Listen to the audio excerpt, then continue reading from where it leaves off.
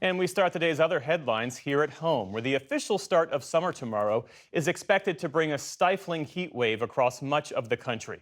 Already, large parts of the western U.S. and the upper Midwest are under extreme heat alerts. Temperatures this weekend are expected to hit triple digits in some places, while dangerously high humidity will make it feel even hotter. The extreme heat is expected to push east next week. Meantime, Indiana is cleaning up after a line of severe storms blasted through the state yesterday, knocking out power for tens of thousands of customers, while flooding and rock slides closed a section of Interstate 40 near the Tennessee-North Carolina state line. Hurricane Erick is making its way inland across southern Mexico after making landfall this morning as a Category 3 storm. It narrowly missed the resort areas of Acapulco and Puerto Escondido, crashing into a less populated area with top winds of 125 miles per hour. Along the way, Erick smashed beachfront restaurants and fishing boats in Oaxaca State. Forecasters expect the storm to weaken as it moves further inland and hits coastal mountains. There are no reports of injuries or deaths so far. Spain is rejecting a NATO proposal due next week that calls on member nations to commit 5% of GDP to defense spending. Prime Minister Pedro Sanchez called that target unreasonable. In a letter to NATO Secretary General, he wrote that it would move Spain away from optimal spending and it would hinder the EU's ongoing efforts to strengthen its security.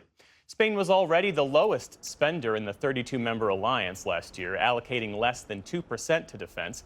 President Trump has pushed the 5% target, saying NATO leaders rely too heavily on the U.S. President Trump signed an executive order today allowing TikTok to continue operating in the U.S. for another 90 days.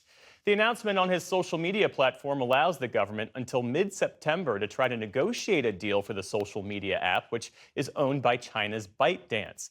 This is the third time the Trump administration has extended the deadline after Congress passed a law last year calling for its sale amid national security concerns. TikTok currently has about 170 million users in the U.S. An investigation is underway after a SpaceX Starship exploded during preparations for a test flight. The rocket was still on a test stand at the company's launch site in southern Texas when it was engulfed in flames late last night. You see it there. The company says the Starship experienced what it called a major anomaly, adding that all personnel are safe and accounted for.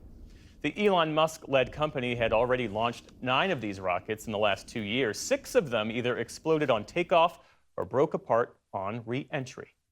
And financial markets and many federal offices were closed today in observance of the Juneteenth holiday. It marks the day in 1865 when Union troops freed enslaved African Americans in Texas, more than 2 years after the Emancipation Proclamation. The day was marked in many ways. In New Hampshire, oh, freedom! Residents of Portsmouth held a ceremony for the rededication of a memorial park that was a burying ground for enslaved Africans. And in New York, performers from 15 different Broadway shows held a concert in Times Square, among the many commemorations unfolding across the country. Still to come on the News Hour, we examine the push to ban members of Congress from trading individual stocks. And a new jazz fellowship honors longtime musicians who often struggle financially. This is the PBS News Hour from the David M. Rubenstein Studio at WETA in Washington, and in the West from the Walter Cronkite School of Journalism at Arizona State University.